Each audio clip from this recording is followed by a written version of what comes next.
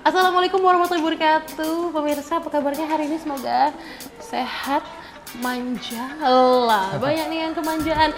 Oke pemirsa, hari ini kami kembali hadir di Ngota Ngobrol Prestasi bersama dengan saya Puspa yang menemani di layar kaca Anda hari ini. Dan tentu saja di Ngota Ngobrol Prestasi ini kita akan mendatangkan seseorang yang berprestasi dari luar negeri. Enggak dong. Dari sini-sini aja ya. Sudah ada di samping aku ada Sahadi Purwanto. Halo. Halo. Disapa dong teman-teman di rumah ini. Halo semuanya. Perkenalkan nama saya. Oh, langsung perkenalkan gitu. Iya, Oke, siap. Perkenalkan, nama saya Sahadi Purwanto, biasa saya dipanggil Hadi. Saya merupakan mahasiswa aktif Universitas Terbuka Bengkulu. Wah, anak UT mana suaranya? Waduh. Kurang rame tapi nggak apa-apa ya, nggak apa-apa ya. Mungkin habis ini bisa lebih kompak lagi ya. Oke. Nah, ini Sahadi Purwanto ini juga salah satu mahasiswa UT yang ikut dalam kegiatan apa sih namanya? Dispersoni Nasional UT. Dispersoni Nasional UT tahun 2023. Dan Sahadi ini katanya ini ya, dancer. Bukan. Silat. Bukan. Traditional dancer tepatnya. Iya, betul. Tari tradisional ya. Oke. Kemarin tampilin apa di kalau di Dispersoni kemarin nampilin tarian namanya Inye. Inye itu adalah kan judul dari tema tahun ini adalah revitalisasi budaya yang ada di Provinsi Bengkulu. Nah, karena kita ngambil background dari harimau Sumatera, makanya kita sebut namanya Inye kayak gitu. Jadi unsur-unsur budaya yang ada di Provinsi Bengkulu itu bakal kita kembangkan dalam bentuk tradisi tarian. Oke, berarti kamu mengambil garis besarnya adalah si harimau. Inye. Lebih tepatnya Inye, karena di Bengkulu kan namanya Inye. Oh, Inye ya namanya. Iya, betul. Inye itu artinya harimau berarti? Iya. Oh, baru tahu. Oke, Inye. Sering dengarnya tuh bengek. Asma. Sesma dong. Oke, Inye. Berarti itu konsepnya gimana tuh si Inye ini? Jadi karena dibuat konsep cerita itu konon katanya penjaga daerah Tanah Sumatera itu adalah seorang manusia yang berbadan harimau. Nah, jadi seorang pemimpin karena kita lihat tadi ngambil unsur kebudayaan, unsur dari kemasyarakatan, jadi kita makanya ngambil unsur yang namanya Inye tersebut. Jadi kayak manusia yang berbadan harimau yang seorang pemimpin dari tanah tersebut. Jadi ada adegan silat, adegan harimaunya, ada adegan kayak masyarakat biasa seperti itu. Oke, jadi dalam tarian itu tuh menggambarkan bagaimana dia sebagai manusia, sebagai Inye gitu juga ya. Baru tahu nih, ini jadi hal yang baru banget buat aku. Ada yang namanya Inye. Inye, benar ya? Iya, betul. Inye. Oke, itu cuman cerita legenda gitu atau gimana sih kalau dari cuman cerita aja sih. Cerita yang kita buat aja karena memang tadi kan dalam unsur seni tari tahun ini kan, kalau tahun kemarin itu kita ambilnya COVID. Kita buatlah kemasan COVID segala macam seperti itu. Yang real cerita seperti apa. Kalau tahun ini memang tentang revitalisasi budaya. Dan sebenarnya bisa juga kita sebut dengan tabut ya. Yang tradisi-tradisi kita tabut seperti itu. Cuman mungkin kalau tabut udah terbiasa kan. Kayak kita ambil unsur budaya kayak Inye tadi.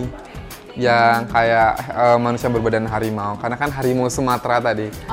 Karena si harimau ini ada di Pulau Sumatera, makanya kita buat yang kayak kamu bilang tadi ya, ada si Inye. Gimana sih gaya pose harimaunya? Bukan kayak gini ya, nanti TikTok loh. Oh iya, gimana? Aduh, sakit perut tuh. Tapi itu kamu latihan untuk tari itu berapa lama sih? Itu kan bikin gerakan ya, bukan tarian yang emang udah ada dari dulu kayak gitu ya? Kalau buat gerakannya itu paling 1 bulan. Untuk persiapan, kemarin itu kan persiapan kita dalam seleksi ke 6 besar itu ada 1 bulan. Jadi untuk tari tunggal sendiri itu ada kurang lebih 32 provinsi yang ikut. Ya, 32 provinsi yang ikut, yang lolos itu hanya 6 orang, 6 provinsi atau 6 kota. Ya, salah satunya Bengkulu. Nah, untuk latihan ke tingkat ke-6 besarnya itu latihan 1 bulan. Kalau untuk proses latihan ke nasionalnya, untuk perebutan juaranya itu kurang lebih 1 minggu. 1 minggu. Iya, setelah pengumuman. Apalagi kemarin aku sakit nih, kena tipes. Jadi latihan cuma 3 hari, 4 hari sekitar gitu. Tapi udah sembuh kan ya? Alhamdulillah udah sembuh. Udah sembuh. Udah tampil di sini berarti udah sembuh. Udah sembuh dong. Pasti ya. Tapi kalau misalkan tari itu kan dia juga butuh perintilan-perintilan apa namanya? Properti-properti Ya, properti, ya. ya. Itu properti yang buat tarian kamu ini apa aja? Lebih ke karena backgroundnya hutan ya. Jadi lebih ke iya. ranting-ranting, bunga-bunga. Oh, ya, gitu. ranting-ranting? Ranting-ranting Bawa itu dari sini? bawa dari Bengkulu. Ranting-ranting, bunga-bunga itu bawa semua dari Bengkulu. Kayak pohon-pohon besar itu dari Bengkulu semua. Wah, pohon mana yang kamu ambil? Pohon tetangga. Pohon tetangga. Oke, berarti propertinya semuanya dibawa dari Bengkulu? Iya, dari Bengkulu semua. Aku kira kayak kita udah kirim duluan nih ke sana, nanti tinggal bawa aja gitu Enggak. ke lokasi. Makanya waktu di bandara itu orang-orang pada kepo. Karena kan pohon besar, gede, dililitin sama bubble wrap, yang hitam gitu. Ini apa mas? Ini manusia bu? Aku bilang kayak gitu kan. Enggak dong, enggak. bohongin orang Iya, ya. enggak dong, enggak. Ini adalah properti tari kayak gitu. Jadi propertinya besar-besar. Apalagi kemarin kan kita juga ada namanya tari yang berkelompok tuh. Itu kan yang berkelompok temanya tabut. Kita bawa tabut kemarin juga. Bawa tabut yang bermeter. Iya, enggak dong, Enggak, yang kecil-kecil. kecil-kecil aja. Kirain kan sekalian sama jari-jarinya gitu loh, sama tanahnya juga dibawa. Enggak dong, tanah Sumatera. Tanah Sumatera. Oke, wah seru banget. Itu kegiatannya tanggal 28 ya? Iya, sebenarnya kita berangkat tanggal 27. Mulai tanggal 28. Kalau untuk perlombanya tanggal 29. Oh, 29. Iya, 29. Oke, wah ini berarti waktunya mepet banget ya buat kamu persiapan di sananya sendiri. Oh, benar-benar mepet banget karena ditambah sakit, ditambah kerja. Kan benar-benar harus menghabiskan waktu, memaintain waktu dengan sangat baik kan, bagi-bagi waktunya. Semangat ya buat kamu. Semangat, tetap semangat. Wah seru banget ternyata ya ngeliat ini gimana ini. Ini. Kisahnya tentang harimau Sumatera. Nah, kita mau tanya-tanya lebih banyak lagi sama Sadi pastinya di segmen selanjutnya. Pesan ABTV jangan kemana-mana. Tetap bersama kami di Ngotak Ngobrol Prestasi. Masih di Ngotak Ngobrol Prestasi bersama dengan Inye dari UT. Masih sama Sahadi ya. Kita tadi ngobrolin gimana perlombaannya, latihannya, Inye itu apa? Ternyata Inye itu harimau. Ya. Buat yang belum tahu Inye artinya apa? Bukan artinya, kucing ya? Bukan. Harimau. Kalau kucing tuh aku. Tapi kemarin gimana hasil disporseninya? Bengkulu mendapatkan apa di? Alhamdulillah Bengkulu mendapatkan juara harapan 1 kemarin. Ya. Sebenarnya masuk ke final. Oh ya, tepuk tangan penonton. Saya lupa kalau penontonnya masih ada ya, kira udah pulang berarti. Keren banget ya, maksudnya masuk ke 6 besar aja udah seneng banget. Seneng ya. banget karena udah kan seleksinya 32 provinsi gitu kan. Jadi mengalahkan kurang lebih 28-27. Oke, menendang mereka semua. Akhirnya Bengkulu bisa masuk ke 6 besarnya Iya. dan dapat harapan 1. Keren banget. Dan dengan persiapan yang kurang lebih 1 bulan 2 bulanan Iya. ya kamu lakuin, ini bisa mendapatkan hasil yang sesuai pastinya ya. Dan alhamdulillah dapat ya. Alhamdulillah. Semoga mungkin tahun depan bisa jadi ya. lebih lagi Iya, ya. betul. Bisa juara umum, nggak ada gitu Nggak di dong. sekolah ya. Jadi juara 1 dong. Juara 1 pastinya dong ya. pastinya. Amin. Dan mungkin ini Sonar BTV juga ada nih yang punya kesukaan yang sama di dunia tari-tarian. Tapi kalau kamu suka tari itu udah dari kapan? Maksudnya memang punya passion menari kah atau pas di UT aja nih nari? Kalau fashion nari itu sebenarnya udah dari dulu sih. Cuma sebenarnya bukan ke tari, cuma lebih ke seni. Seni itu kan banyak ya, seni suara, seni tari segala macam. Cuman memang waktu itu tuh tahun 2017-2018 pernah diajak dalam event tabot untuk menampilkan tarian tabot di tahun 2017 kalau nggak salah. Nah, semenjak dari situ aku mulai suka tuh nari-nari segala macam. Cuman memang aku tuh bukan setiap harinya menari gitu, bukan Bangun tidur menari kayak itu kan. Bukan ya. Bukan. Tapi lebih ke event aja sih. Oh, Ya, oke. misalkan ada lomba tabut, kalau untuk tabut itu setiap tahun bakal ikut lomba seperti itu. Event-event seperti itu aja. Tapi kalau untuk kayak nampil acara itu nggak pernah aku. nggak pernah. Ya lebih ke event-event aja. Tabut. Tapi tadi lucu banget sih, bangun tidur. Tidur menari. Oke, berarti lebih ke ini ya, kalau ada event seni gitu Iya, ya. event seni itu aja. Oh, Kalau diajak aja sih ya kalau. Kalau untuk di UT ini kan memang setiap tahun tuh ada kegiatan seperti ini. Makanya ikut dari kegiatan UT-nya. Iya, ikut kamu UT. ya. Seperti itu. Oke. Tapi kalau misalkan belajar nari itu udah dari yang tahun 2017 itu ya, berarti Iya. udah mulai belajar. Udah belajar. Lo emang awalnya dulu nggak fokus ke seni tari? Enggak fokus ke seni tari. Kan dulu itu aku sempat nemenin sahabat aku namanya Zefrizon tuh. Halo Zefrizon. Jadi dia itu memang anak UT dulunya, sering ikut lomba tari di UT. Nah, karena aku teman kerjanya, jadi dia sering ngajak aku kayak aku pengen latihan gini, aku sering nemenin dia seperti itu.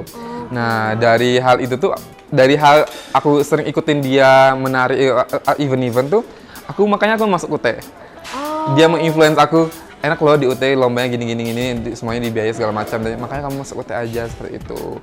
Aku masuk UT, aku tahu. Jadi event untuk kegiatan seni-seni yang ada di UT itu aku udah tahu sebelum aku masuk UT. Oke, makanya kamu decide untuk ambil kuliah di Iya, sini. betul. Sekarang ikut lomba. Lomba-lomba. Iya. Keren. Nah, tapi kalau misalkan tarian yang kamu bawakan di kegiatan di sport ini kan tari kreasi. Tari gitu kreasi, ya? iya. Itu untuk gerakannya itu kamu ada adaptasi dari referensi yang Ya, lain? kalau referensi dari yang lain sih, lebih ke YouTube sama gerakan sendiri. Karena mungkin dari sebelum-sebelumnya aku kan sering melakukan menari ya. Di event ke gerakan-gerakan tahun-tahun lalu aku bawa lagi, tapi dengan kesan yang berbeda seperti itu. Karena ini adalah manusia berbadan harimau, jadi ada kayak gerakan-gerakan hewan seperti itu. Oh, ada gerakan kehewanannya. Kehewanannya. Tapi sebenarnya yang paling sulit dari menari, karena kan ini kan menari untuk seorang cowok, Iya. itu sering kadang orang salah merepresentasikannya. Iya, betul. Apakah cowok di saat nari harus gemulai atau seperti apa? Orang kan banyak yang berspektif kayak seperti Iya. itu. Kalau menurut kamu sendiri, kalau tari yang untuk cowok itu sebenarnya gerakannya seperti apa sih tadi? Jujur kalau untuk cowok, aku bilangnya dari setiap event aku lihat, Bengkulu ini tarian cowoknya paling bagus. Maksudnya, artinya dia punya ketegasan tersendiri. Nah, kalau cewek kan mungkin mereka gemulai segala macam dan tariannya ya melambai-melambai segala macam. Tapi kalau untuk cowok atau pria itu dia lebih kayak ada gerakan silatnya, gerakan kuda-kudanya, patah-patahnya segala macam seperti itu. Jadi benar-benar pasti gerakannya kayak gitu. Oke, kalau Jadi kalau misalnya orang berpikir kalau nari itu gemulai-gemulai itu salah. Oke, justru kalau yang cowok itu gerakannya tegas. Tegas, ya betul, tegas. Oke, tapi pernah ngalamin kesulitan nggak sih selama kamu latihan untuk tari apa aja, mungkin tari Kalau yang latihan lain? tuh sulitnya banyak sih kalau menurut aku, karena ngafalin gerakan itu yang sulit. Ngafalin gerakan sama nyatukan ke musik itu benar-benar sedikit agak ekstra ya. Iya, apalagi misalkan hari ini aku udah buat gerakan sendiri nih hari ini. Pas malamnya aku nemuin referensi lain. Besoknya bakal berubah lagi tuh.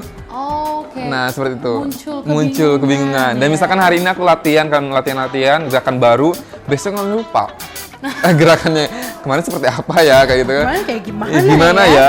Lupa banget. Oh, berarti kadang kalau misalnya kita dapat referensi gerakan sendiri itu justru kadang suka lupa sama Suka lupa, gerakan itu iya sendiri. betul. Jadi aku tuh mending ada yang ngajarin kalau aku pribadi, mending ada yang ngajarin. Jadi yang tutor aku tuh punya gerakan pasti yang bisa mentransfer ke aku bisa mengikutin dia seperti itu. Oke, karena agak sulit, Sulit. ya, karena gerakannya tuh cuma di kepala. Iya, Oh iya benar. benar. Oke, ya ampun. Wah, seru banget ternyata ya, banyak banget tantangan-tantangan dengan menari ini. Kalau orang bilang nari cuman goel-goel aja, ternyata enggak ya. Salah Ngafalinya dong. juga susah. Iya. Nah, habis ini kita masih ada satu segmen lagi mau ngobrol sama Sahadi. Untuk ternyata jangan kemana-mana, tetap bersama kami di Nota Ngobrol Prestasi. Prestasi.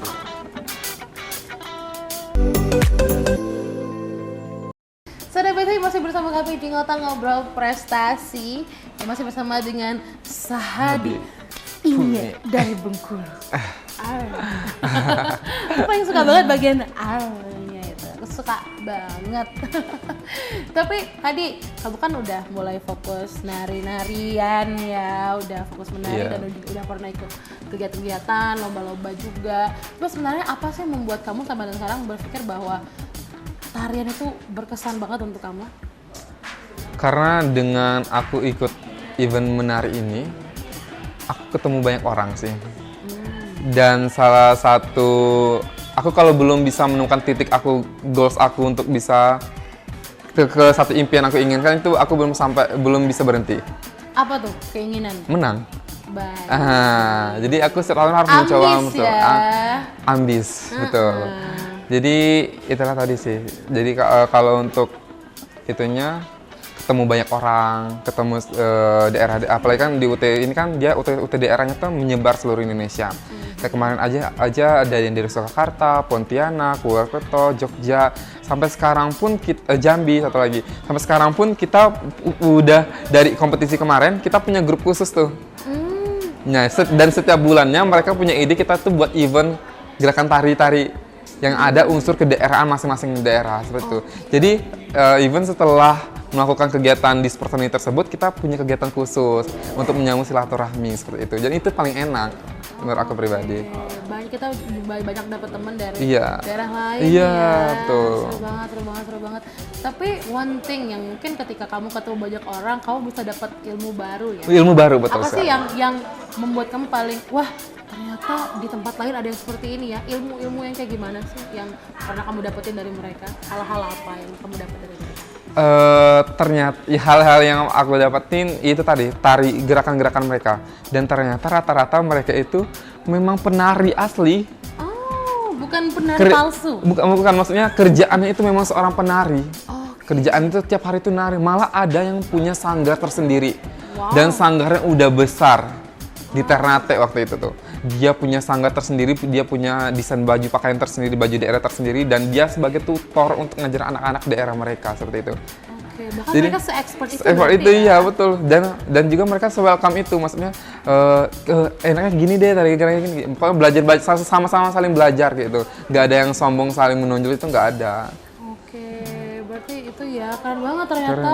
Ternyata dengan orang-orang yang sudah jadi besar di daerahnya masing-masing itu jadi motivasi sendiri. Betul, iya. Kamu jadi pengen buka sanggar juga nggak di Bengkulu? Nggak dong.